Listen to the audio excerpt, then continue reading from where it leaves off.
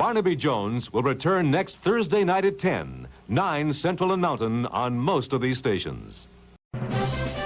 Word Balloon is brought to you by the League of Word Balloon Listeners.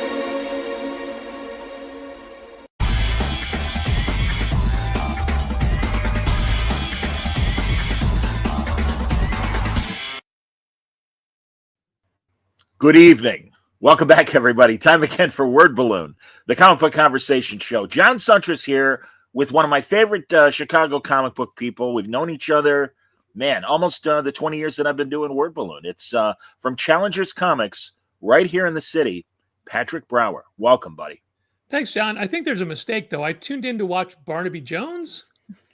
And if I'm not mistaken, Mannix was going to be next. So my Thursday night is now completely off balance. I certainly apologize. Honestly, that is like the most fun that I have. And this shows what kind of uber nerd I am, is to look up like different, variety specials and what shows they preempted.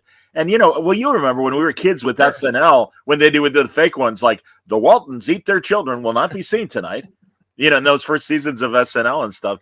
And no, I adore these. And yeah, I got a bunch of them that rotate. I did Ironside for my last episode. I just love that it was a Thursday night for Barnaby Jones as well. So perfect. That's right. I have a Monday night one for Andy Griffith and the Lucy Show being preempted. So what are you going to do? I assume you have the whole week covered. No, and it's so funny because someone's like, "Hey, you got to find this show," and it's like, it's hard enough finding the random ones that I have found. Here's a great '80s show. Do you remember Mr. Merlin? Yes, I do. Boy. Yeah, I thought Mr. Merlin will not be seen tonight. Do you remember when things were rotten? They're running it. Do you know on Catchy Comedy on Saturdays? There were only 6 episodes, right? I think there were 13, okay. But and our memories are much better than the actual product because, it was Mel Brooks again. Yeah. And it was Mel Brooks doing TV again in the 70s. And Dick Gautier is funny. And Bernie Capel, Doc from The Love Boat, is funny. Yeah. I mean, it has a decent cast. And it has that guy from Johnny Dangerously who, when he swears, you farging ice holes and things like that. He's one of the main guys. It's not funny. I loved it as a kid, but I'm sure it's terrible. It's horrible. Sure, yeah. Yeah, it's really, really, really bad. All right, people are saying hello, and I want to acknowledge that. How you doing, John? How you doing, Kari? And, Jabez Creed says, I'm down for a classic TV watch-along. Well, I certainly, unless you mean Barnaby Jones, then we might disappoint you because of our subject. Yeah. But, no, we're here to talk about the upheaval, as I imagine there might be, and I want your take as a local comic shop owner. Happy to give it. Diamond Distributors, the only game in town for a very long time, up until COVID, and now finds itself in Chapter 11, which technically there's a difference between Chapter 7, Chapter 11. Chapter 7 is liquidation. Chapter 11 is, all right, we're reorganizing, we're trying to make a deal with our creditors and try to get out of this financially. And then Chapter 13 is just a coffin lid closing. Is it truly? I think so, yeah. All right, there you go. I don't know. I haven't had to. That Chicago guy. It's good that you don't know. Yeah, no kidding. Believe me. Yikes. Support Word Balloon via Patreon, everybody. Patreon.com/wordballoon. Anyway, Patrick, truly, I would imagine that, and we should always point out right up front, DC and Marvel. Will you tell me what, if any, relationship DC and Marvel still have with Diamond? Because I know things, again, changed during the pandemic. Yeah. So just to be thorough, we'll do a quick little history starting back from when the pandemic started. And there was a point where so many cities around the country had shut down. Chicago is one of them. So you have all these comic stores that cannot be open. And if they didn't have an online presence, you can't be selling. Some places you couldn't even get to your store to do business. Like in Chicago, we could still get to the store. we couldn't be open. We couldn't do curbside at that point. That was against the rules. But we could go in and we could, what we were doing was we were putting up a PDF every night of what graphic novels we had in stock, because we didn't have an online storefront back in 2020. And we had just opened our second location at the end of 2019. Yeah. Spoiler alert, it doesn't survive. It doesn't survive the pandemic. Yeah. But we were just putting up a PDF every night and selling things that way. And because all the stores were shut down, Diamond's like, hey, stores cannot handle a weekly influx of new product. We're going to shut down temporarily. And honest to God, that saved so many stores. I'm sure that saved us. I'm sure that had we had to stay open, receive new product that we could not sell, we would have, like, the bills would have just stacked up and we would have been gone. I'm sure a lot of people would have. Okay. So we made the executive decision to press pause on the industry, which again helped a lot. There are some stores that were still open. Some cities weren't shut down. Some retailers were like, no new product is killing me. But I think it was more in service of the people. And I think there were more cities that were closed down than weren't. I don't know for a fact. And at this point, I don't care. It was 5 years ago now. Right. Sure. But Diamond pressing pause on the industry helped out a lot. Okay. However, at that point, DC Comics, who had come to the end of their Diamond contract anyway, I mean, at that point, the idea of going somewhere else didn't exist because there was nowhere else. But DC wanted their books in stores regularly, so they created 2 new distribution channels. Lunar, which was owned by DCBS, Discount Comic Book Service. I'm sure you know them very well. A former sponsor of Word Balloon, and still very good friends with Christina Merkler. Continue the head of Discount Comic Book Service and in stock trades. Yep. So they wow, I took a drink and now my voice is worse. Oh, I was gagging right before we broadcasted. Thank God I've got my stuff to wash down and everything, and I was able to clear my throat. So if you need a moment, do Sure. this, and I'm happy to vamp. But keep going, buddy. So they started a company called Lunar, and then Midtown was UCS. And each of them Midtown had in New York, for people who aren't savvy to some of the other big comic book stores across the country. Keep going. And these are 2 of the largest online retailers. Like Midtown had a huge subscription service. They handled all of Marvel's regular subscriptions, as well as their own in-store customers, their online customers. And, DCBS and In-Stock Trades does shipping everywhere. So they already had infrastructures that DC could build off of.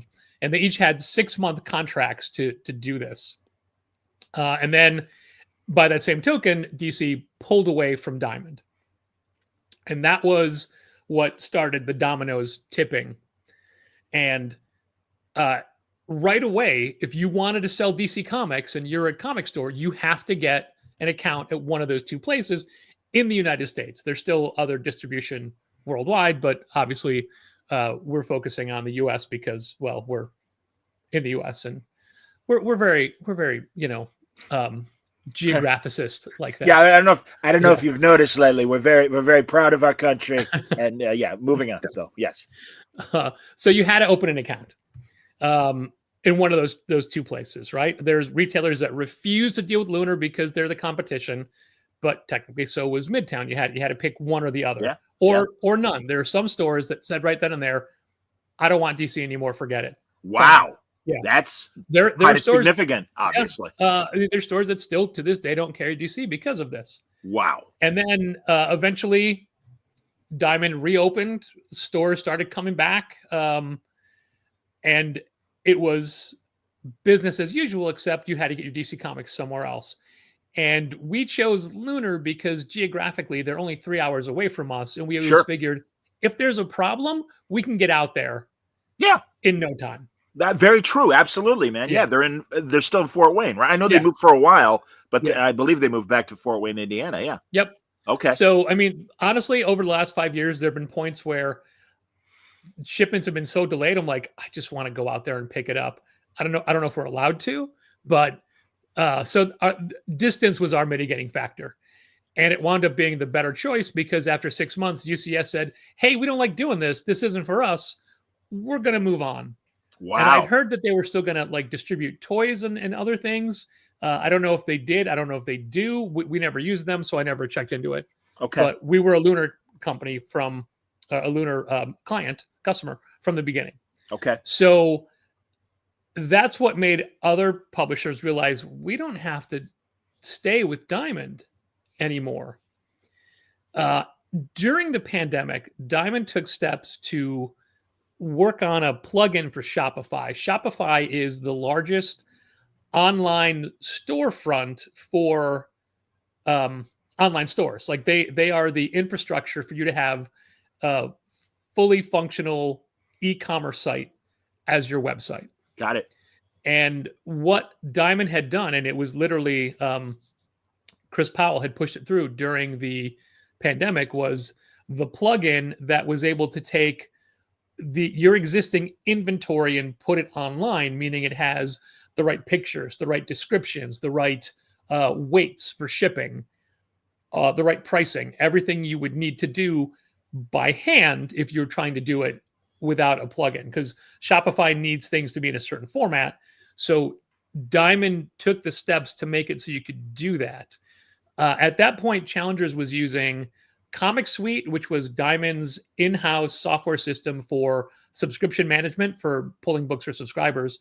And we were using their point of sale, which was RMS, Retail Management System, and then became RMH, Retail Management Hero. Okay. And when Diamond was the only distributor, that was a pretty great setup because everything was seamless, because you had all the invoices, the data was formatted the exact right way you needed it. So when a shipment comes in, you just click some buttons, pull down your invoice, and just check like, all right, well, it says we got 200 copies of Saga. Yes, we have 200 copies. Or no, there's 3 that are damaged, or we're short 2, or we're over by 5, whatever. And you just plug in numbers. You don't have to count, scan, anything. It was really easy. And best of all, because it was your point of sale system, it had all your data. So when it came time to order, you have all this information that would say, hey, Uncanny X-Men, last month you ordered 50, you had 48 for subscribers, you had 2 for the shelf, you still have 1 on the shelf, you still have 5 in subscriber boxes. So like you have all that math in front of you and you know what you want to do. That works great when you have one source. But when you're suddenly getting invoices from Lunar, who parses the data in a completely different way, it's not compatible. It's a square peg in a round hole situation. And that means you have to spend a lot of extra time massaging the data on your end to make it fit. And to their credit, the Diamond programmers tried real hard to work that kind of thing out. But then you had Marvel, who decided they wanted to leave, and they chose Penguin Random House, who is the largest distributor of books in the country. So they have, a massive infrastructure, massive warehouses. They had a terrible website at the time that was still running Flash, which and that's just 5 years ago. Jesus. Yeah. So it's different now, but they also weren't prepared for how particular comic retailers and comic fans are about their product, because most of the products sold through the book market, books to bookstores, it's returnable. So no one's ever that concerned about condition. And also they usually deal with Adobe Flash. They deal with case lots, but a case of a novel could be 12 books, 20 books. Case of a comic is 250 pieces. Also, they've never really shipped thin material like that, so they didn't have boxes set up. So they went through a horrible learning curve with the box structure and how to ship it. And Diamond, who had been doing it for years, had a system. You will always find people that will complain about Diamond shipping. Yes, but for the most part, it was always manageable, and they were always fairly receptive to damages. Okay, it's a different world now, but we'll get to that. Yes. But Penguin Random House spent a very long time and a lot of money creating new boxes and different size boxes, and then field testing them, and then abandoning them and starting again and figuring out how to wrap the inner boxes and the outer boxes. And so they have a set system that they do now that is so wasteful. Both Lunar and PRH are so wasteful with the amount of cardboard and bubble wrap. The books are safe, but man, the amount of time I personally spend cutting up boxes now is like a minimum of an hour a week now, which before it was never that much of a thing. And Diamond's boxes are mainly glued, so you can just pop them apart. Tear them apart. These you're cutting and folding, and man, wow. We could fill honestly, a dumpster per week. A quick interruption, and truly everybody's being great with the comments. And Patrick, this information is truly amazing, and I really appreciate this. But I had heard a lot of people saying that what they liked about Lunar was the tightly packed, that, you know, the issues of damaged merch wasn't, you know, a problem, because obviously they had been doing with discount comic book service and in stock trades. But you continue, please. Yeah, and they're right.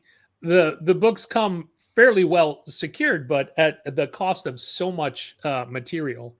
One of the things that Diamond always did is they had 2 stacks of books in a box, and then 2 of those boxes in a double-sized outer box. Okay. We would call them inner boxes and gut busters for the outside, but they were so snug they fit, like they didn't need wrap around them. But now everybody has a much bigger outer box, so it's a lot of bubble wrap or paper around the boxes when you get them, and it does work. But man, it's just so much extra material. And I'm not advocating. Yeah, exactly. I'm not just the sheer resource for the planet. I mean, how much? Yeah, exactly. How much extra cardboard are we using? We have a new continent of landfill, and it's all old comic book boxes. It is. I mean, we try to reuse as much as we can. We keep all of the packing material for stuff we're mailing out, and good idea. Sure. Our subscriber boxes are literally old Diamond boxes that have been taped up over and over. Sure. And then eventually other publishers left. I'm sorry. A key point was when Marvel left to do Penguin Random House. Mm-hmm. You could still get your Marvel books through Diamond, but Diamond became a customer of Penguin Random House, just like all of the stores were. So they became secondary. Yeah, exactly. A sub distributor. Sure, certainly. So that you could still get your books from Diamond, and you'd still have it in the same invoice format, and all the data would be the same, but you lose a significant discount percentage because they would lose in the same discount percentage. Sure. So you're getting your product at a higher cost, obviously. Yeah. And less profit, obviously. One of the bonuses of using PRH is it's free shipping. Nationally, it's free shipping, and it's free shipping on everything. And because of that, they don't care if they're sending you one piece. I don't mean the manga. I mean a single book. They'll ship out a single book. Bam. Like when we were with Diamond, we would save all of our reorders for one order to make it more cost effective. Certainly. And I'll be honest, like Diamond's shipping costs have always been a mystery. And last April, they tried to implement a new service where it's $4 per box and a percentage of the retail price. And to this day, it's still impenetrable as to what it costs. And they're always billing you a week behind for the shipping. So you're always confused by the totals because that doesn't match what I got. Oh, no, it's what you got last week. Interesting. But wow. Now it's like if we need to, if a customer says, oh, do you have this one book? Like, oh, we don't, but we can get it. We'll place an order at Penguin Random House for a single book and not care because we're not paying shipping for it. Okay. So we're contributing to the extra waste of how they get. They still don't bag and board like 1 in 50 ratio variants, and I wish they would. Or 1 really? So you get them raw? You get those books raw? Interesting. Same thing with Lunar for the most part. Interesting. But then IDW and Dark Horse, they moved to Penguin Random House. Okay. And other Image moved to Lunar, and Lunar now does Oni and Mad Cave and Source Point and Fantagraphics and Silver Sprocket and Drawn a Quarterly and a bunch of places. Now up until the point where we're about to get in today, the only publisher you couldn't get anywhere else was DC. Even like Lunar would still sub-distribute image books to Diamond. You can still get your image books through Diamond. You can still do everybody else except DC. Okay. Cut to this week to almost last week. a week and a half ago. Yeah, last Yeah. Tuesday. Yeah, I guess it was last Tuesday. I was literally on the phone with Kyle Starks discussing our favorite wrestling announcers from the 1980s Mid-South. When I'm like, oh, hey, Kyle, I think Diamond just filed for bankruptcy. Wow. He's like, what does that mean? I'm like, I don't know, man. It just happened. I don't know. That's where I was. Jeez. Yeah, it is kind of, sadly, it is kind of a historic day because truly the nature of your business is changing. And I really do feel for you, Pat, honestly, and all the local stores, because this is a big change. But continue, please. Yeah. So what Challengers has been doing all along is, as I like to explain it this way, like I'm never an early adopter to technology because I don't understand it. I need somebody to explain it to me before I use it. But whenever an update is out for something we're using, I'm like, well, the update's going to become mandatory. Let's do it now. Or even when social media would be like, hey, we're going to have a new design. You could use it now, or you can stay with the old one until it becomes, until you have to use it. I'd always switch right away because like, well, we're going to have to do it. It's going to be normal. So when everybody was leaving, I'm like, well, we went to Lunar, and anybody else that went to Lunar, we started getting everything through them, and anybody else through Penguin and Random House. So we were using Diamond for the Diamond exclusive publishers, which who's left? Right this second, it's Boom, it's Titan, it's Dynamite, it's Distillery. Interesting. Everybody else is there because they don't have other options. But those four are the people that chose to be there. However, what time is it? 7:30? At about 4:00, we got word that Penguin Random House bought Boom Studios last summer. Okay, yes. Like they bought them outright, and they did say like, hey, starting in July of 2025, Boom we'll is start going to be distributing. They bumped that by 3 months. So now starting April, Boom is going to be at Penguin Random House. Interesting. Wow. Yeah. And that was just announced today. They're still going to be at Diamond. You can still get your books through Diamond, but this is moving people up in a fast way. Yesterday, Vault announced that they're not doing single issues anymore, and they're just going to an all trade model. Wow. And any existing books that were in the pipeline are canceled. And they're collecting them all. Okay, well, that's good, because I remember when Marvel had pencils down and several really good series were canceled midway through. It never happened. And never got. I remember our dear friend Declan Shelby telling me about one of his books. And I want to say Ed Brisson, too, immediately come to mind. But man, well, that's good news, though, that at least Vault will still do the trades. Yeah.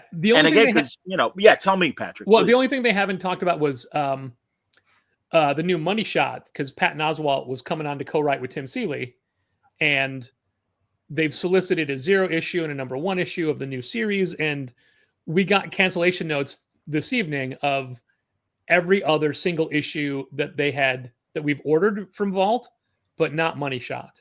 Interesting. Yeah, Godfather from Hell, Goobers. I forget the name of the other one. Anyway. I mean, all of those, like, hey, those will be out in trade. There was a Chris Cantwell book called Kid Maroon that kept getting pushed back. Well, now that whole thing is coming. That's going to be an October trade, all done in one. Fine. The product's still getting out there. Fine. So those are the big announcements that we've heard in the last couple of days. But the biggest thing that's happened in the last week was Image pulled their books from Diamond and from Universal. Universal is a Canadian distributor of comics, to Canadian customers. Certainly. And they've been trying to get a foothold in the United States, working on getting distribution set up here, a warehouse set up here. But there are stores that pay to get their DC books from Universal because they didn't want to use Lunar, or because they were just close enough to the border that it's not a big deal. Those people were told, you're done. We can't sell Image books to you anymore. And the people that the accounts that were getting their Image books through Diamond, that stopped dead. And basically they were told, hey, the final order cutoff for these books was Monday, you've got until Tuesday nights to place them with Lunar because your your Diamond orders are not going to be filled. Interesting. They just pulled it all like immediately. Yeah. And it happened so fast that there's books coming out next week that people already had to change the way they were getting them. And there's some issues with stores because everybody else aside from Diamond gets us our books way in advance. Okay. Up to a week in advance. Wow. Okay. The way bookstores get the books, the way bookstores can get books weeks in advance of release. When Challengers first opened, we were getting our Wednesday books very early Wednesday morning. Jesus Christ. And then slowly it changed to where we could get them on Tuesday. First, it was because we were paying off the warehouse staff. Okay. Because at the time, there was a couple of expediters across the country where you could go pick up your books. Chicago being a major drop point out by the airport, they had a place called Wilson's, and then Giadis bought it. And so all the books would get dropped off there. You can go pick them up at your leisure. I get it. Most people around the country have to use UPS. Okay. Certainly. Diamond did away with this whole thing last year. They stopped that. We had stopped doing it just a few months before that because our Diamond orders had gotten so small, it wasn't worth me driving out there every week. I'm hip. Yeah. Crazy. And as far as us bribing... Real fast, Patrick. Yeah. Honestly, I really hope everyone watching and listening, this is what your local shop might have to go through. As Patrick just said, Chicago is a major hub. Yeah. So I don't know how this works in Shreveport or name your town or whatever. I mean, again, this really isn't. I mean, honestly, Patrick, I'm hanging on every word. It's fantastic. I see a question from Kyle Fegley about other publishers moving over to publishers moving to. If I may, I'm going to read it for the audio audience. Please. One thing I can't find any specifics on is there a publisher size or standard for what companies Penguin Random House won't pick up? Seems clear that many small players will have trouble surviving without Diamond, but I don't know if anything's been made public on what their standard is. Okay, Kyle, first of all, I haven't seen you in forever. That mustache is epic. Secondly, you're jumping the gun a little and presuming Diamond's not going to survive. However, you are right to worry about the small publishers because at this point, we've heard that Lunar cannot take any other publishers because they don't have the bandwidth for it, the capacity. Sure. Thank you, John. Yeah. I know that they're building a whole new warehouse and a whole new setup. I don't know how long that's going to take, but with the massive influx of customers they're getting now that people that have no other choice, Image said you have to go through Lunar. So they're already going to be taxed to capacity. They don't have the capacity to bring in new publishers. Sure. And I don't know that a lot of the smaller publishers are even worth Penguin Random House's interest, Yeah. So, Patrick, can you define some of these smaller publishers? I mean, I obviously know. Tell me. You tell me. Specifically, American Mythology is a company that does Three Stooges and some horror books and things, a lot of public domain stuff. Yes. They put out a press release yesterday saying that what people don't realize about the situation is that Diamond is in arrears to almost all of their clients. And American Mythology themselves there's 2 months worth of payments, at least, that they're behind. And the way the bankruptcy structure looks like they're not going to get paid. They're not going to get those 2 months of money back. So they can't pay their creators, their printers, their what have you. And American Mythology specifically said, we don't know if we can survive this. This might be the end for us. Wow. Because of it. And heartbreaking, truly heartbreaking. Because when Diamond filed Chapter 11, everything becomes public. You find out that they owe Penguin Random House $9 million, which is not a small amount of money. Nope. And if they owe everybody. Yeah. I will point to Bleeding Cool, who's been doing very good coverage. Yeah. And really also the toy companies. We can talk about them later because we're really talking about comics right now. But yeah, man, no, a lot of people are owed lots and lots of money. Yeah. And like they talk about the line of capital that they have from Chase to move forward, but of the I forget the specific breakdown because it's not in front of me, but from the $40 million they're getting to help reorganize this restructuring and this Chapter 11, they only really have about $8 million left to work with moving forward. I see. Now, when you hear that they owe $9 million to Penguin, is that outstanding? Is that everything up to date? Is that future dated? And jump back a little bit. One of the things I hate about Penguin Random House is their invoicing and their billing. They don't have electronic payments on their website. We still have to send them a check. Wow. They are the biggest book distributor in the country. Jeez. And they don't you can't even go onto their website and find out what you owe. Once a month, they send you an invoice, but that invoice has up to 60 different, they send you a statement, and the statement has up to 60, 65 different invoices on it because of how many orders are placed.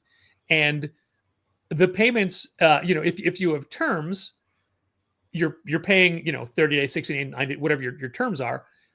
Those payments aren't reflected on the statement because those predate the statement. Oh my God. So you literally have no idea how much you owe and when. And it takes because we just have our bank is PNC and we have that, we pay through them, but they're still physically cutting a check and sending it in. So it's up to also the invoices are written in ink from a quill. I just want to point that out. Keep going, please. It's weird. It's like this blue mimeograph film you get on your phone. I don't get it. And do you sniff the mimeograph? You got to tear the sides off, the little dot matrix printer paper. Yeah, and look, Simon & Schuster is no better. They're another distributor that you can use. Sure. And I don't want to derail myself too much. Yeah, sorry, Patrick. I apologize. One of the problems. No, I mean I'm going to do it because the biggest problem with all of this is that I was talking about how the data was different with Lunar. Yes. The data is different with everybody. So yeah, how many Lunar different? Real fast, how many different distributors are you dealing with right now, Patrick?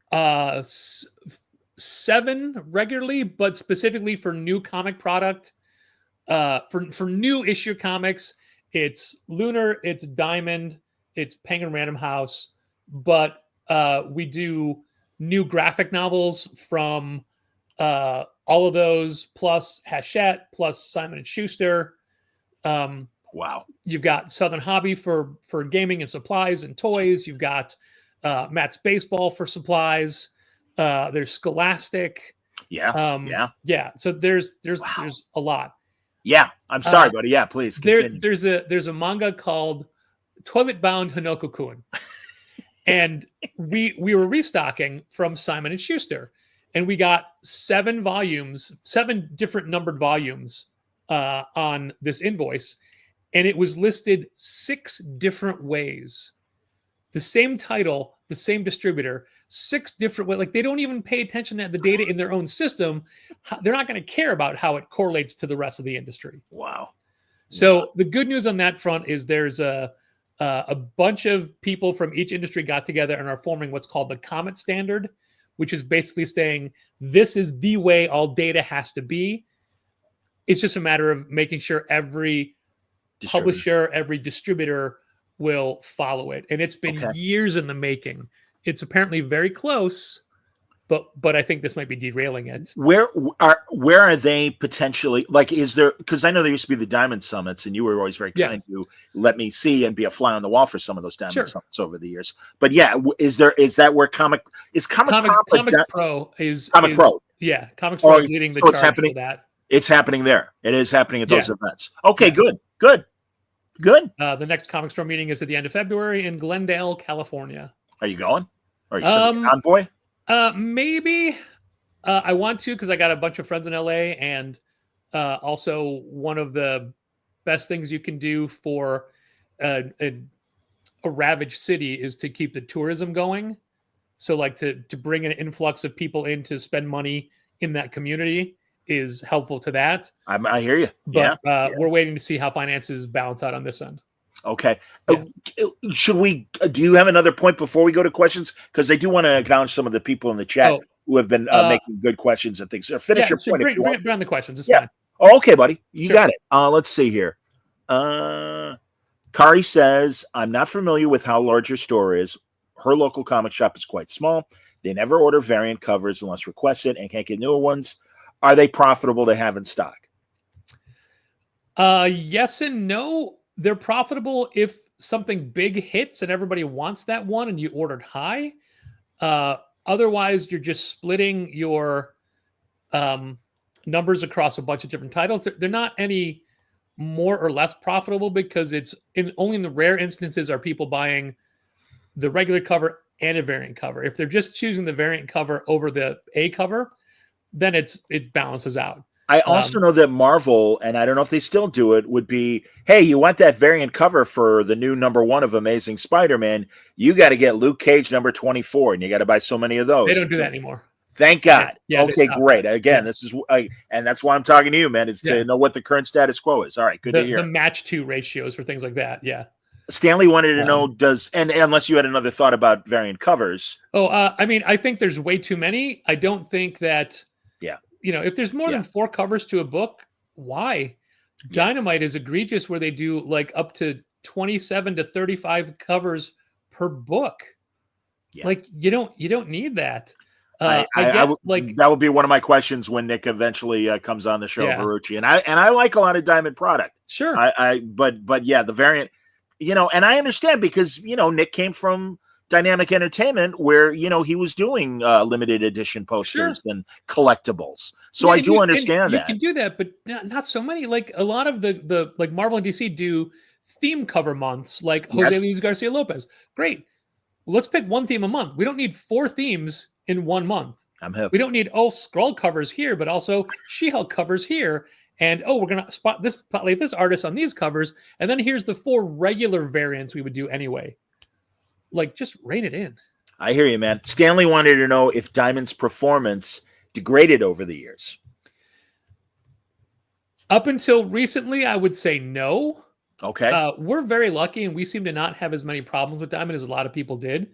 Toward the end of so basically, with I'm going to back up. In 2018, Diamond opened a huge new facility, a new warehouse, a new packing plant in Maryland and in Olive Branch, Mississippi. Sorry, not Maryland. Olive Branch. Okay.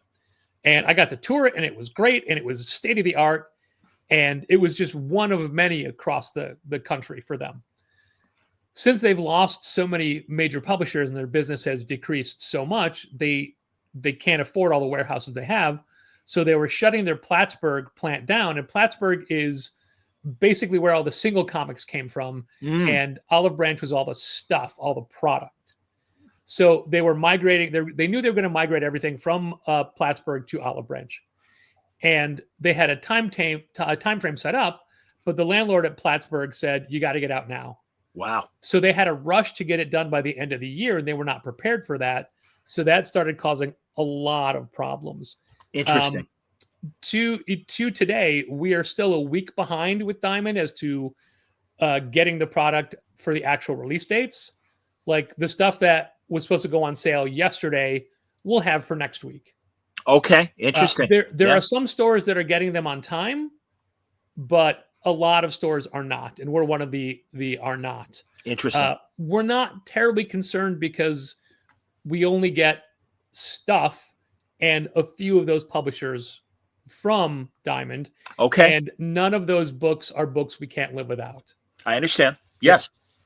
All right. Very good. So their service has degraded, but due to external factors, and they're trying their best. And I feel really bad for all the people that are working so hard because they're just getting slammed by retailers every day and just raked apart in the press.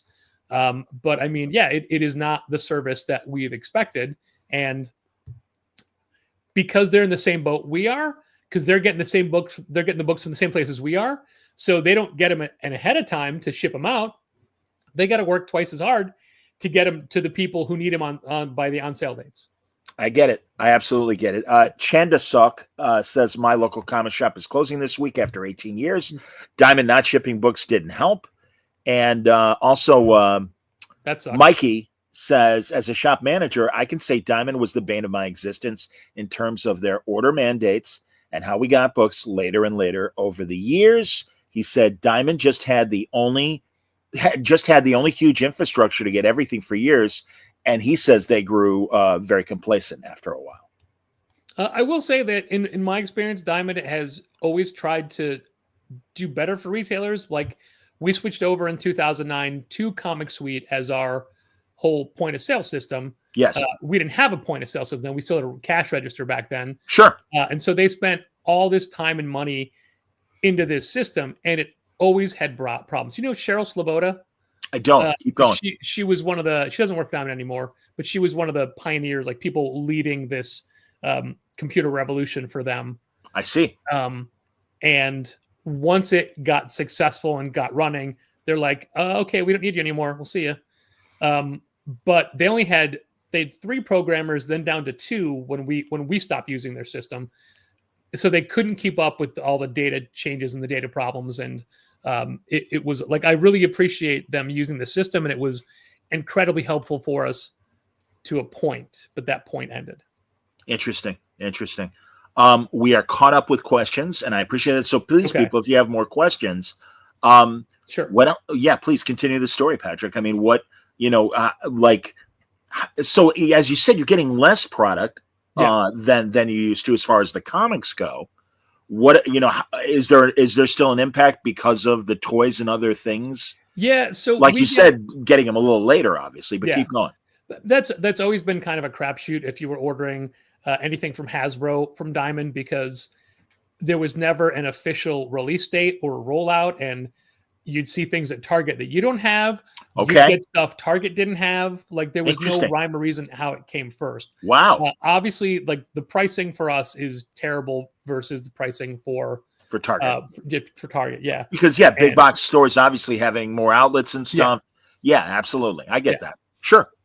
But our biggest worry about losing Diamond, if that's the case, is the stuff, not the comics, not the graphic novels, the stuff, because we don't have other sources we don't have Hasbro accounts. We don't, the times we have tried to get accounts with toy distributors, it's always been way more of a hassle than dealing with any comic distributor. Interesting. And the prices are terrible, and the ratios aren't guaranteed, and there was always shipping issues. And we never had that problem with Diamond. I mean, we used to get a lot of our Marvel Legends from Southern Hobby. They don't do that anymore. And Diamond has a habit of just not getting waves you've ordered. Like, we ordered this set of Eternals figures. We never got them, thankfully, because that was a bomb wave. Nobody wanted those figures. Yeah. But there's things that you like. It's very frustrating to order a product and then to see it in a Target. Yeah. For its retail being about your cost, and then just not ever getting it. Or by the time you do get it, it's been out for so long, nobody wants it from you because you're charging more, and it's not a hot new thing. It's been on the shelf for months. I understand. But so for all of the people that are worried that Diamond is going to go away, Chapter 11 is reorganization. Hopefully they can reorganize. Hopefully they can move forward. I mean, they probably had expectations on a set amount of money coming in every month, which now Image being taken away from them. Boom eventually in a couple months. All those things. So they're going to be getting less money. But selfishly, if Diamond were to close, it would have a minimal impact on challengers.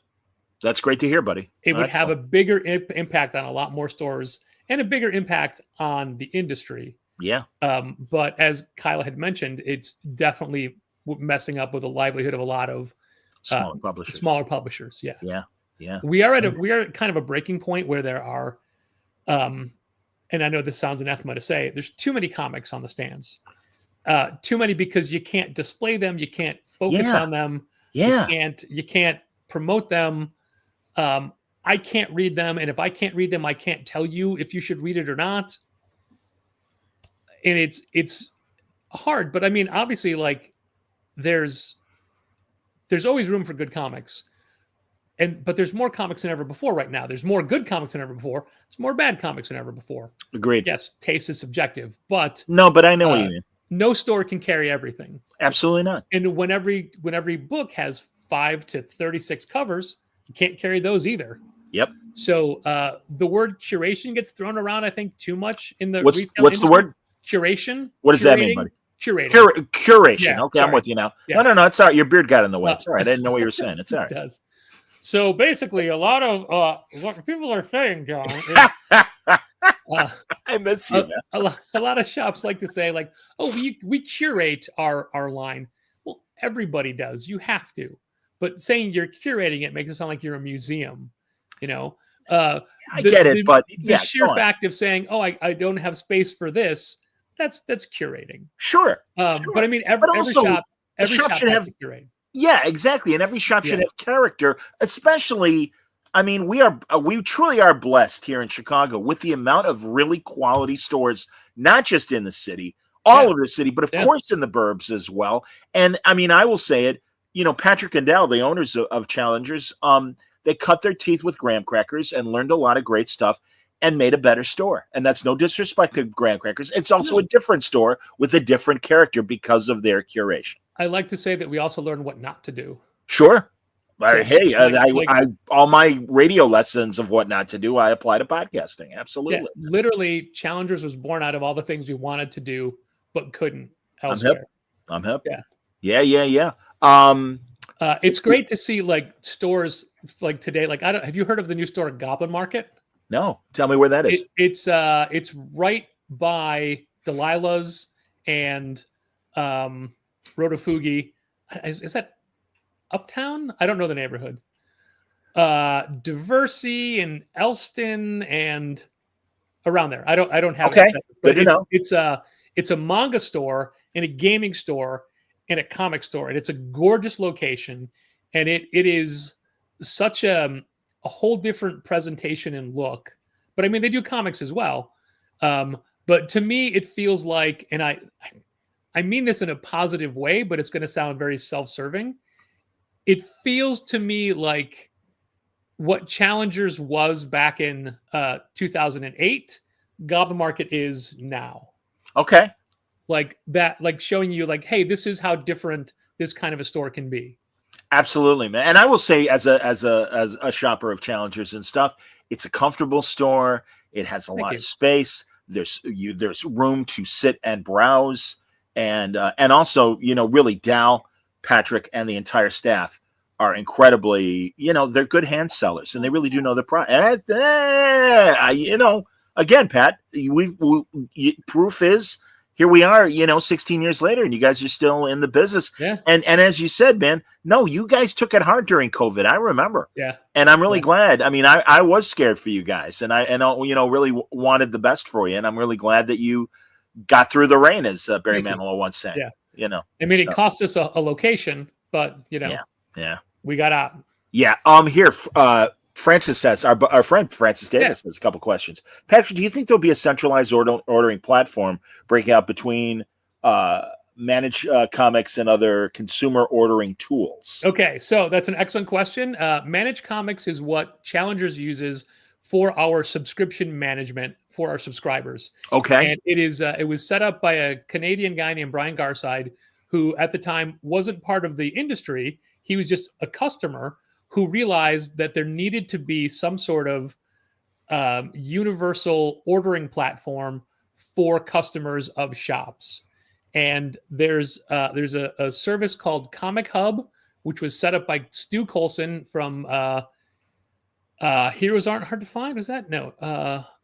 That's the charity, right? No, that's a store in New Zealand. Oh, excuse me. Okay. Yeah. So basically, he built his own point of sale system. Yes. And to fit his needs, and then he decided to market it to other stores. And we tried it; it didn't quite work for us. Okay. But it was at a point where, like, it was an alternative to Comic Suite, and you weren't relying on your distributor. And for people that are worried about their data being protected or whatever, here's an independent company. There's a store called the Comic Place in Washington. Django Morin runs that. He's just building one called Comic Shop Assistant, and it also works with Shopify, which is the major platform we were talking about. And it is like the front end of a comic store point of sale system.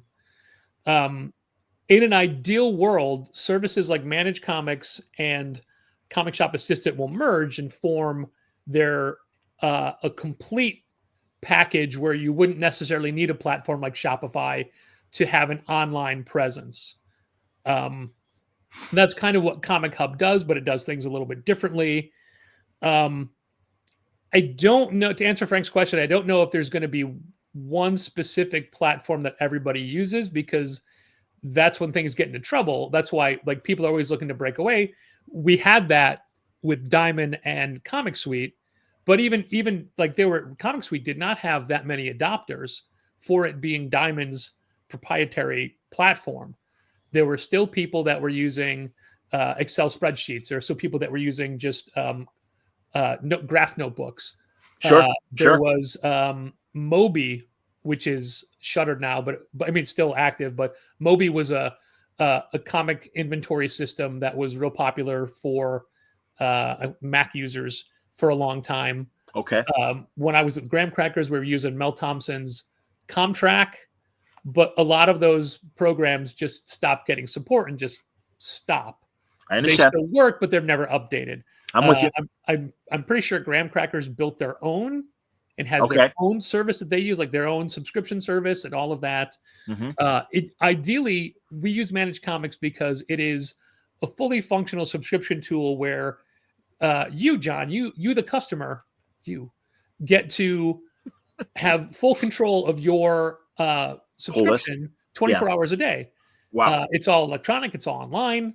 And it lets you order whatever covers you want. It's built off of two different ways to do it: subscriptions or pre-orders. Subscription means, hey, I want Batman every month. You get the A cover to Batman every month. Great.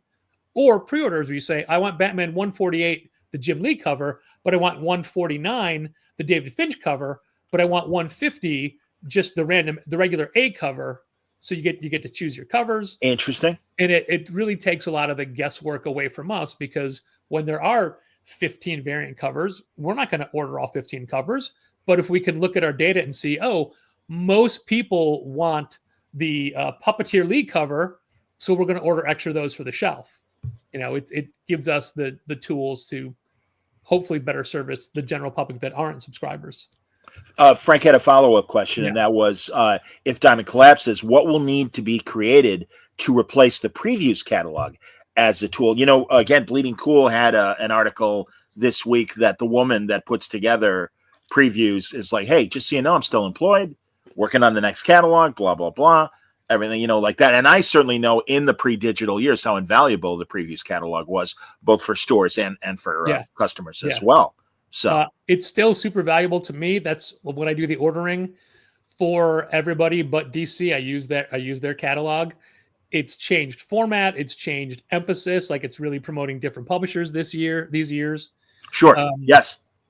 But man, I still use Diamond's website for so many different things that I don't even buy from them, because for example, the Penguin Random House website, if you want to download images, they download them as TIFF files, not JPEGs. Ha! Okay. So you'd have to go convert them before you use them to something else. Certainly. And the Lunar site does JPEGs, but they're smaller in resolution than the ones on the Diamond site. So if you want to use those images, those cover images on your website, the resolution isn't good enough for our purposes. I get it. Yeah. Crazy.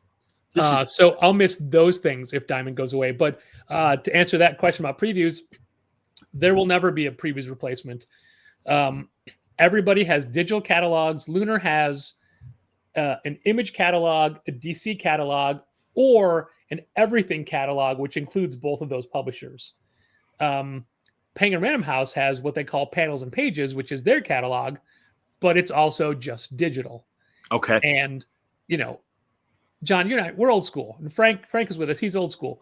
We're used to getting the catalog and flipping through it and reading it, maybe leaving a copy in our bathroom. It's good for short-term reading, but it's also good for making a list. And it's harder to, for example, Managed Comics has everything set up on the subscription site by either by month or by publisher. And it's one thing to flip through a catalog that has all the publishers listed and just go page by page. Yeah. But when you're clicking a link for each publisher and going through everything, you get bored really quick. Sure. And it's not highlighting, there's Yeah. not spotlight things. It's not saying like, hey, here's DC's, or I'm sorry, DC's the wrong answer for that. Hey, here's Marvel's big push for this week or for this month. Certainly. It's the Doctor Doom miniseries. It's just a listing of books with everything given the same weight. So nothing kind of stands out. But there's no money in a previews catalog. Sure. Certainly. I understand that. And Frank, by the way, again, I guess a men's room in 1995, if you had Frank, Patrick, and I, the likelihood is we had a Diamond catalog in our laps while we were involved. Let's just put it involved, if you will. I would assume it was 3 different bathrooms at the same time. Yeah, exactly. Maybe Really? we're at a con or something like that, and then there's a row of stalls.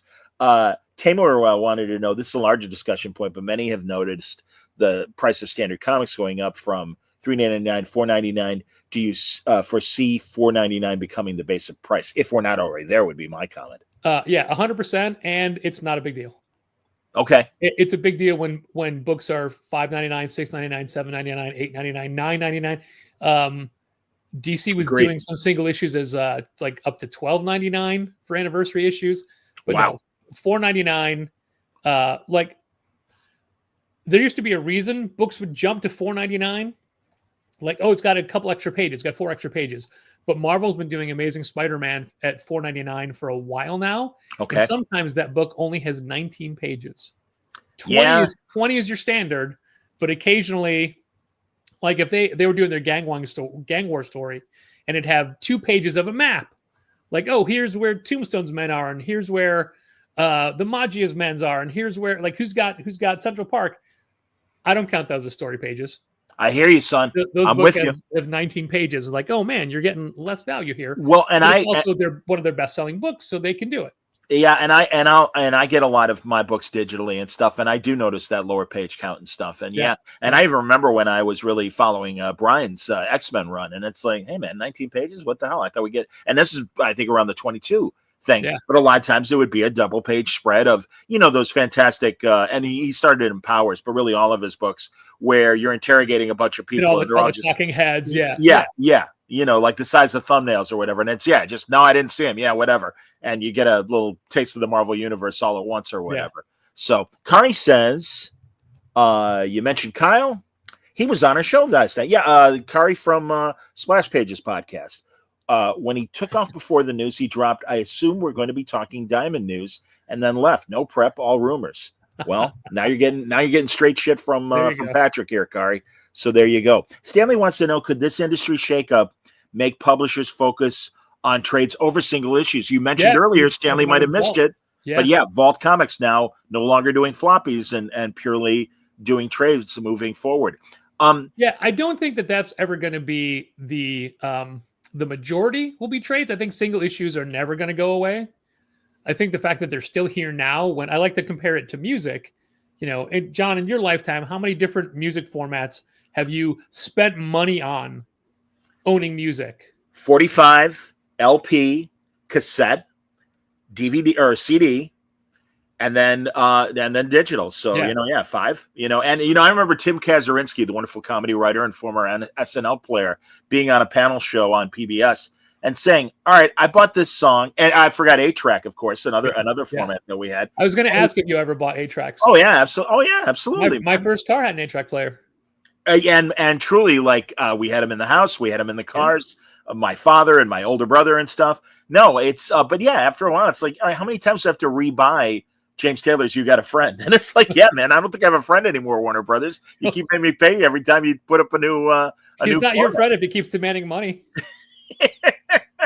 So absolutely, man. Yeah. So it played out goes, I'd love to see spinner racks return. Yeah, they're fun. When Demonakis was selling them, I should have bought one from him. So funny you mentioned that Diamond sells them. Oh, that's interesting. I didn't know that they were still selling them. They're not cheap. They're about $400. Oh my God. Yeah. But I mean, we've got a couple at the store. I've got one around the corner behind me.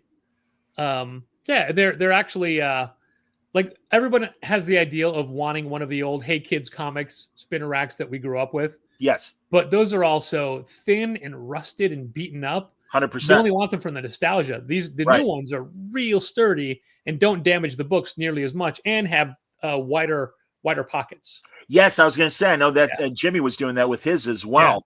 That you could put graphic novels and things in them.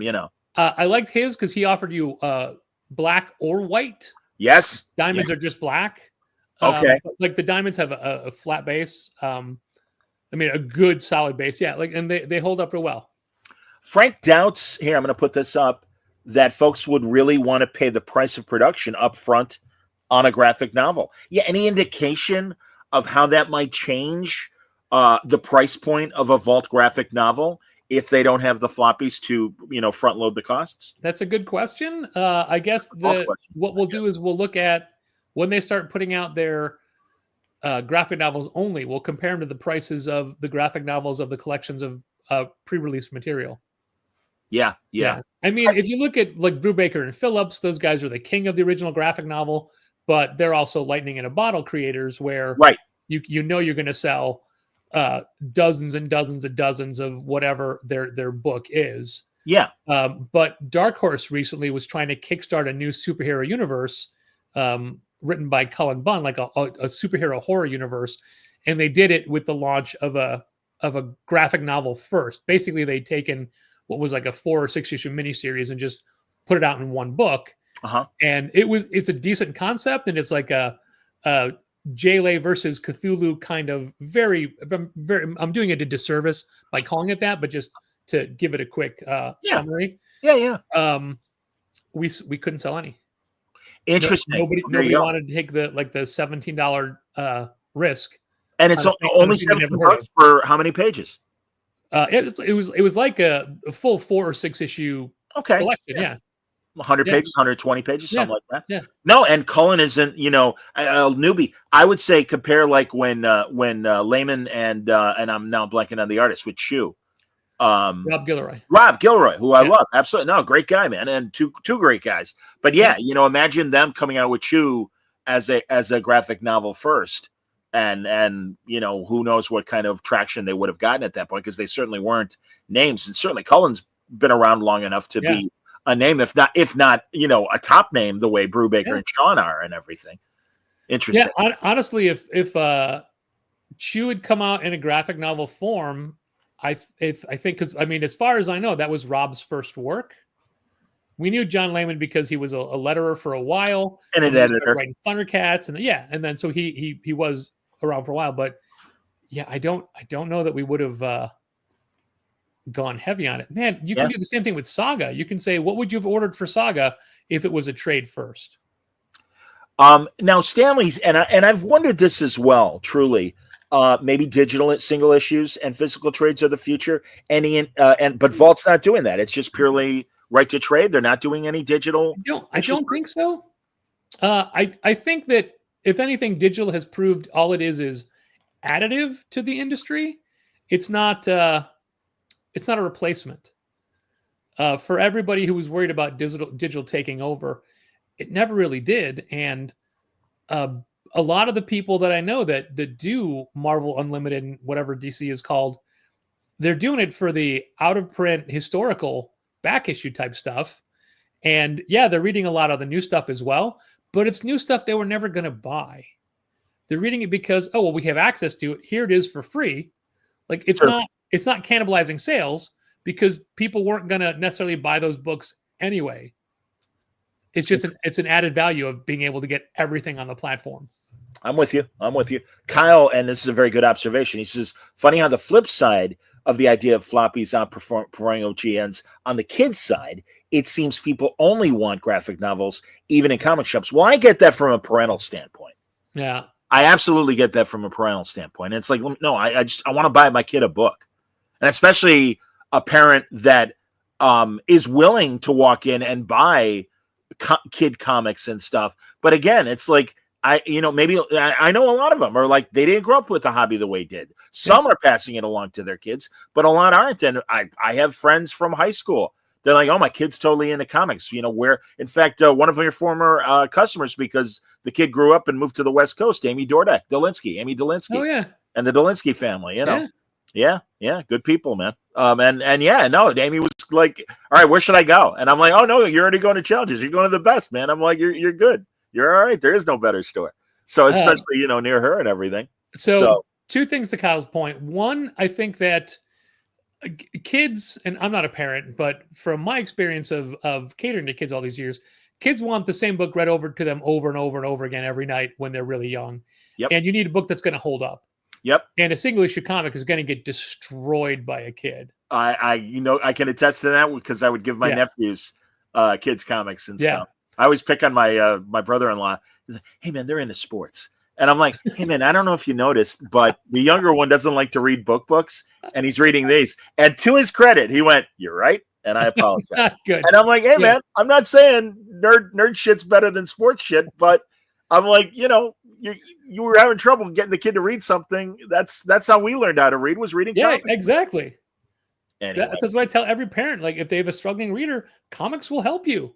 Comics will help them. Yes. But also a lot of the people that got into comics in the last 15 years got into graphic novels. Like, they don't know the single issue format and they're not used to it. And you know how kids are so adaptive to new media. If anything, the digital comics will take off because of kids reading manga on their devices. Mm-hmm. And also graphic novels are so popular because that's the manga format, is the square bound collection. True. And, most bookstores do great with kids reading material because they don't sell single issues. And that's why people don't realize there are single issues. Not a week goes by where somebody doesn't come in the store for the first time and say, they still make comics? They never stopped. You just stopped looking for them. That's right. Well, or where you saw them, like 7-Eleven or the local drugstore, the candy store and stuff. CVS doesn't carry comics the way our Alpine Pharmacy did back in the day. Or Brookhaven Drugs for me. There you go. Exactly, man. Kari has an interesting point. What happens when someone gets funded on Kickstarter on a project who is a successful creator? As you mentioned, Cullen just put out his Triple Threat of Terror. How often do those, the Kickstarter books and the crowdfunded books, how often do those make it to stores? Those are offered to stores most of the time when it's a name. We learned long ago that if you're someone like Gail Simone and Jim Calafiore did a Kickstarter for, oh God, what was it called? I can't remember the name, but I know exactly what you're talking about. Frank is going to jump in and tell us. Leaving Megalopolis. There you go. That's right. Yeah. That is what it was. Absolutely, man. So we're like, oh man, we got those things are always offered. Some publisher will always pick it up. Half the time now, it's announced who's going to publish it before the Kickstarter is even over. I can't remember what it was, but there was a book I was supporting. I'm like, oh, bring this to the store. And then they're like, oh, it's going to be available from Image. Cancel my pledge. I'm just going to wait because it's significantly cheaper for a store to get it from a major publisher than it is through a Kickstarter campaign. I understand. And most of the time, Kickstarter campaigns, the retailer numbers are too high. Like oh, it's a 10 copy tier. We don't buy 10 graphic novels from unknown people. It's too much of a risk. It's too much of a cost risk. So if it's a big name creator, those things will always wind up getting it to a publisher and being into stores. I noticed a story, and again, I'll attribute it to Bleeding Cool, that Image was changing the discounts to stores when they buy volume. Whoa, John, you know what you just got into. Oh, man. Yeah, talk to me. Talk to me, Patrick. So, they are, and a lot higher of a threshold to reach, and I mean significantly so. Let me put it this way. The publishers at Lunar control how the discounts are for them. It's not one structure. DC has their own discount structure versus what you buy on a yearly basis, calculated monthly. Image had their own tiers calculated yearly. Now Image is going to the monthly tier, and where we are right now, our discount is the highest Image discount we can get. if we and like if this I'm not going to use gestures, people listening can't hear. We are toward the high end of the threshold to get to that discount. Spending the exact same, and our discount's going to stay the same for 2025, but these new calculations go what you spend in 2025 for your discount for 2026. So if we spend the same amount of money in 2025 that we did in 2024, which in 2024 got us the highest discount, in 2025 for 2026, it is dropping us by 3 tiers. We're not going to be in the top tier. We're not going to be in the next tier. We're going to be in the tier below that, and we're barely going to be in that tier, and we're going to be losing 3.5 discount points. Wow. For spending the same amount of money. Yeah, that's not cool. I don't know, and I'll be perfectly honest, when we first saw their discount structure, and when they first moved to Lunar, they gave everybody their Diamond discount for the remainder of the year, which they didn't have to do. Okay. And they're doing that now with anybody that they're forcing to come over from Diamond to them now. You're keeping your discount for the remainder of 2025, which is very nice of them. Okay. But I guess they've just realized how much money they're either losing or not making or giving away in with the discount structure the way it is. So, I mean, yeah, we'll survive our 3.5 point loss, but there's been no explanation, and it feels bad. It's like, oh, you're going to lose multiple levels. Like, you're not just going to get kicked down a little bit. You're getting knocked halfway down the stairs when you were at the top of the stairs, and you don't know why. Like, they just kept building more stairs. Like, but I've traveled the same distance. Not cool, man. I kind of like that analogy. I just came up with that now. That was an excellent analogy. That was very clear. Absolutely. You. I know for years, Bob Wayne was the DC horse whisperer for the comic stores, and I miss that guy so much. Well, there you go. And what I want to know are there modern day Bob Waynes in these publishers to really, at the very least, be a voice for the local shops and being able to kind of, explain things when they are murky like this or whatever. The closest to a Bob Wayne that I think we had was Philip Sablick when he was at Boom. Absolutely. Great guy. Now he's with Ignition Press, and I'm sure his focus will still be on benefit to the retailers. But Ignition Press is not, they don't have a body of work yet, and we don't know anything about output, formats, creators, terms, any of that stuff. We'll learn it. We'll learn it all this year. Absolutely. They're ramping up to be a player. Yeah, announce their first products and everything. Yes. Yeah. I actually have a call scheduled with Philip on Monday.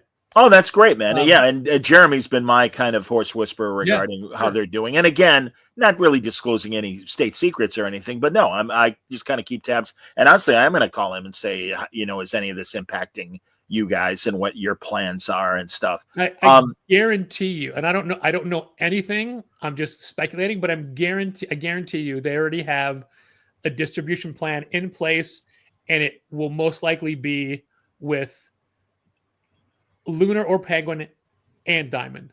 Like they're not. One of the things that was kind of inexplicable as far as publishers go is that Distillery started being Lunar and Diamond. I'm sorry, Lunar and Diamond. Okay. But then left Lunar and were Diamond exclusive. And I think Diamond made them an offer to be like, hey, we need the gravitas or the prestige of a boutique publisher you can only get from us. So I'm sure they made it worth their while, but I can't imagine it didn't somehow affect Distillery's bottom line. Okay. I was going to ask you about Distillery and also an LCS exclusive product, and that's Bad Idea. And I know they've been around for a few years, and they have name creators out in years. Really? Yeah. Interesting. The only thing that they were doing most recently were pizza and donuts, and I don't mean comics about those. I mean selling pizzas at conventions and selling donuts at conventions. They haven't put out a physical comic product in a couple of years. Wow. Yeah. Patrick, I my spider sense was always tingling whenever I was aware of any sort of thing coming from Bad Idea. And all you have to do is check out the library of Word Balloon, folks. And the very few times, I mean, literally, I can count them on one hand that I've discussed Bad Idea. And it's a shame because they do work with a lot of creators, or did, like Matt Kint and Dave Lapham, really big names, and some of the great artists as well that aren't immediately coming to mind. Yeah, maybe even Cullen might have even had a book with Bad Idea. I'm not sure. I don't think so. Okay, Maybe. but I know Kint did, and I know Matt had a lot. We jumped through hoops and wanted to be a Bad Idea store, and we were a Bad Idea store for the first year, but they made it sound like it was a very exclusive, like no one else is going to have it, and then immediately multiple stores in Chicago had them. So like the investment that we were making and the rules you had to follow became not worth it right off the bat. Interesting. And because they were just selling collector's items, regardless of their intent of making it accessible for, like, oh no, we care about the stories, but the hoops you're making everyone jump through made it collectible. And so people wanted it for the wrong reason. So after our first year contract ended, we did not try to renew with them. So I don't know what their output was in year 2, and there was never a year 3. Interesting. Okay, so this would have been, well, they're making something because 21. So yeah, I don't think they've had anything for the last 3 years. I keep getting email PR pieces from them every month. I guess I don't know what they represent. I don't know, and I don't know what Patrick knows about this, but Stanley, I intend to ask guys like Rich Johnson how the international comic distribution world is being hurt by these Diamond problems. They are definitely being impacted by it. Yeah. So Diamond UK, which handles European distribution for Diamond, yes, is one of the already sold off or contract to be sold off properties of Diamond. Universal is buying that. Okay. Universal distributor, the Canadian distributor, they're buying Diamond UK. So it'll be part of their company. I find it fascinating that a lot of stores in different parts of the world, like our good friends from All Star Comics in Melbourne, they just get their books from Diamond US. Interesting. Yeah, I figured it'd be like Diamond UK. It's like, no, they get it from Diamond US. So international stores are horribly impacted because they don't have other options. Like I was talking to Mitchell Davies from All Star, and he's like, I don't know what we're gonna do. And I said, you have to have a PRH account right now. Now I know they're not going to give you the free shipping like they give us. The shipping is probably going to kill you.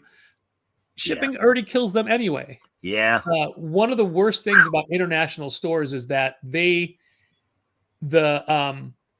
value of their currency versus the US dollar changes so much that their books don't have a standard price. Wow. Books, their prices that they charge have to change weekly based on exchange rates. Crazy. Otherwise, you're going to lose a ton of money. Oh my God. And that shows you the dedication of those New Zealand readers and the Australian readers. Yeah. No, absolutely. And truly, man, I didn't even know to that level of I really was wanting to surprised pursue to the learn hobby. how, like, basically their stores are American comic stores. You know, it's not like going to a Japanese comic store where it's all otaku and things that you don't even have access to here. Like, no, they have their own local products, but the majority of what they sell is what we sell. Wow. And it just they have to spend so much more to get it.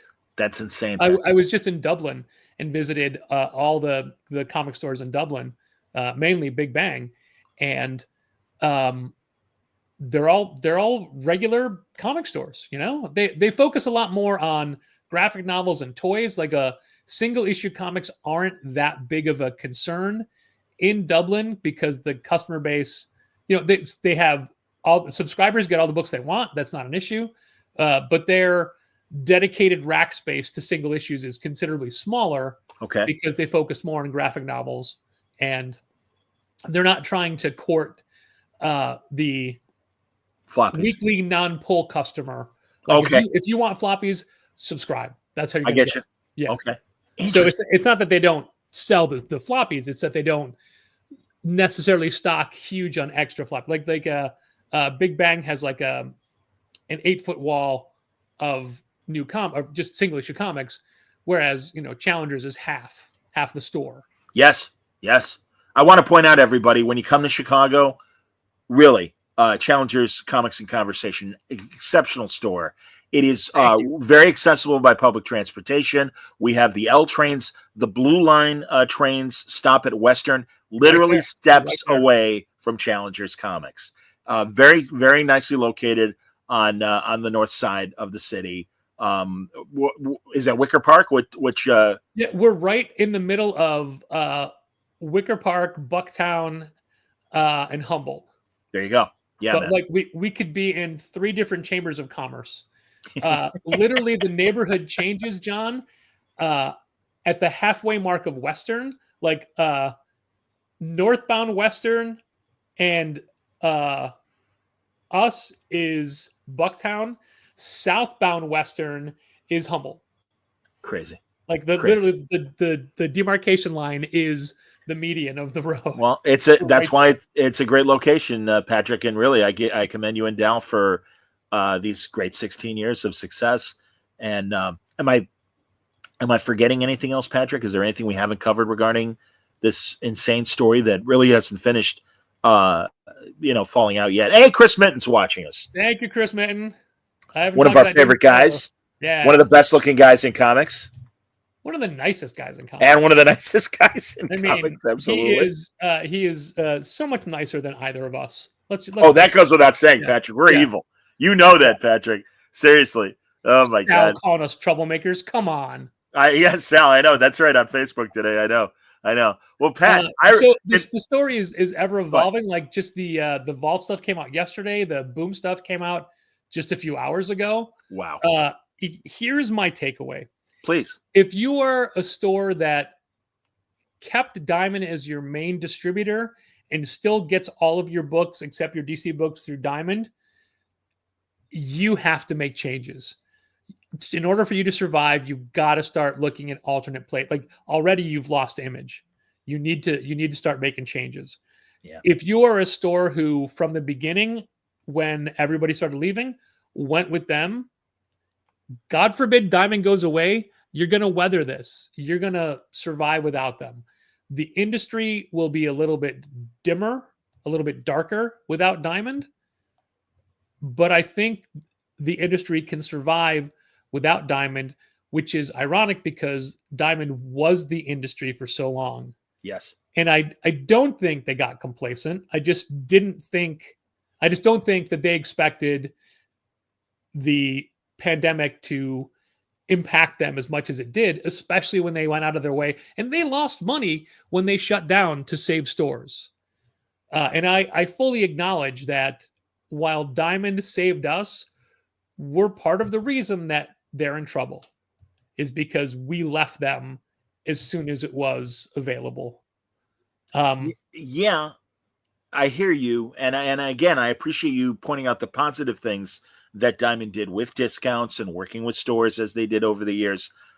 And forgive the generalization on my part. And again, I really appreciate the education you give me, but complacence breeds contempt, and you sometimes need a competition to kick you in the ass. But as you said too, they already overextended themselves with the new warehouses, and so that is part of the domino effect of them having less business. Therefore, we got to pull back, and the other dominoes fell. It's rough, and I do. Again, I have a better understanding, and really, I know the viewers and the listeners have as well. Dude, I can't thank you enough. Truly, man. This is happy to do it. You exceeded expectations as you always do. I am so glad we're friends. Can I point out that initially, before we really knew each other, you bring this up every time. I have to, man, Pat, because I kind of love it, and also I just love that we're friends now. And It didn't take long for us to reach a friendship. But our friend James Van Osdale started a comic book podcast. You were very instrumental, getting him incredible A-list people. By the way, yes, someone pointed out how much they love your Spider-Man tattoo there on the fist and everything. Patrick, of course, auditioning for the new adaptation of Ray Bradbury's The Illustrated Man. That's right. We're looking forward to it. It's never going to work because all these are copyrighted images. We don't have the rights to use them. I got to ask Yeah. because as I understood the story, you were helping James, Yeah. and you just about Word Balloon or however you were aware of Word Balloon. And you're like, we got to beat this guy. Yeah, so James came to me. He wanted to start a comic book podcast. You know, James is always a guy looking for Big radio guy in Chicago, everybody. something to sink his teeth into and a project he can get behind. Yes. And he wanted to do a comic interview podcast. Yes. And at that time, you were the only one we knew that was doing it. Okay. Ours was called Stun. I called myself the executive producer, but what that means is I was just the wrangler of guests. I would get him guests, and if there was ever any time somebody canceled, I'd be the guest. That's cool. And also James was working at one of our top rock stations Yeah. in town. So it was, hey, especially for local people, or if they were in town, come up to the studio. We're downtown. This beautiful. Yeah, we always recorded in the studio. Yeah, beautiful show place, kind of setting. And as opposed to Jimmy Idiot here, who's like, yeah, we could talk on the phone. It'll be great. Yeah, hi, I'm Gene Colan, and I'm very old. But I'm happy. I mean, I'm replaying a lot of my old stuff because it's my 20th year now. But God, this is completely unrelated, but I got to I was at a Detroit Comic-Con and we were set up across from Gene Colan, and I just went over and gushed over him. Oh, and what a match. I think he thought I worked for the con, yeah, because whenever he needed something, he'd ask me, and I was over the moon to help him do anything. Like, yeah, you got it. I will leave my booth. I will get you some water. I will get you a new chair, whatever it takes, because you're Gene fucking Colan. Damn straight, man. And yeah. And it was a highlight of a con life for me. I did my first interview with him, and it didn't record, and I was so embarrassed. And I'm like, Gene, is there any chance? He's like, oh, John, call me back tomorrow. I love talking to you. And it was so sweet. And I'm like, oh my God, Gene. And I'm like, I got to buy something from you. And that's how I got my Blade original sketch. And, at a steal, it is embarrassing how little and certainly compared to today's prices and stuff. So going back to Stun for a second, one of the things that James was meticulous in his editing process, and he could record for an hour and he'd cut it down to a tight 20 minutes. Sure. And you were the only person who was doing this. And, you could do a 3-hour show if you wanted. Patrick, coming from broadcast radio, we're literally, all right, you've had your guest out for 12 minutes. We got to move on to something else. Yeah, fuck that. Yeah, no way, man. I'm like, no, if Bendis wants to sit for 3 hours, we're doing a 3-hour goddamn show. And that's all there is to it. So it was never like, oh, we hate John Suntress. It's like, oh, this guy is doing the same thing we're doing and doing it so differently, but succeeding. Like, we want to be better than that guy. We didn't come close to being better than that guy. Oh, no. Yeah. That's very kind. James is a great interviewer, and you're a great booker. And I'm sure, again, I honestly stay away from a lot of good people that do fantastic interviews because I don't want to be influenced by their interview. Yeah, Dave Harper in Alaska with sketching off panel. And Dave I know you're the same thing. Like, he doesn't listen to podcasts to research because he doesn't want to be inadvertently taking away any things you did. Yeah. So no, and truly mutual. I'm very relieved to say, because there are some others that have been around from the beginning that aren't as friendly as they used to be. Yeah. And that's fine. That's okay. Go your own way, my son. One tiny Stun story, if I may. Please. We were going after Neil Adams, right? And Neil Adams said, yeah, I'll be on your podcast if you can get me an interview with a leading scientific publication, journal, outlet in Chicago that I can do an interview with as well. Then I'll do your show. Is that Neil?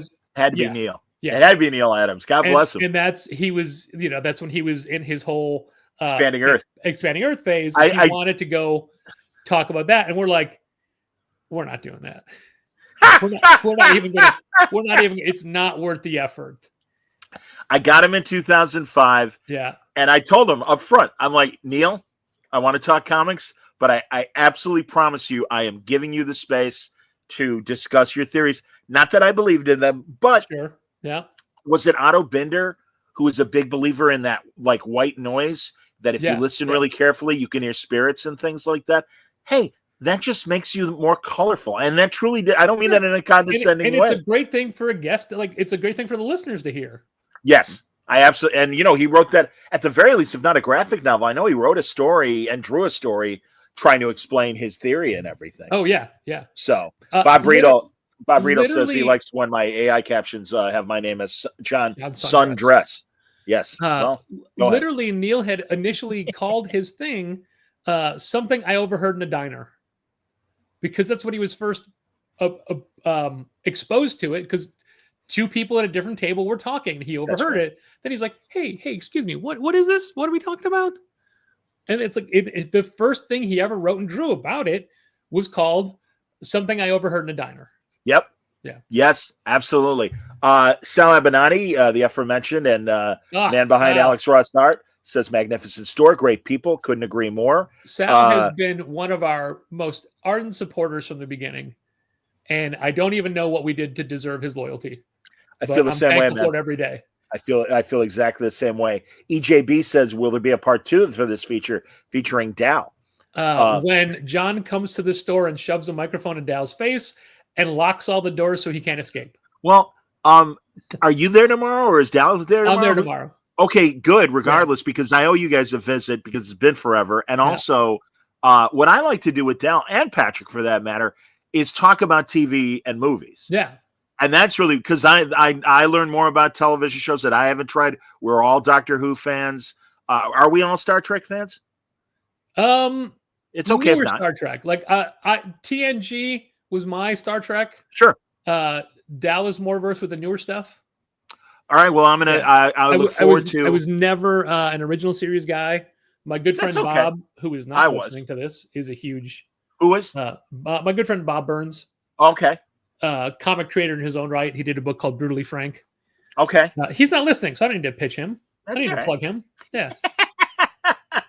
Well, tomorrow Section 31 day drops for Paramount, the Michelle Yeoh movie.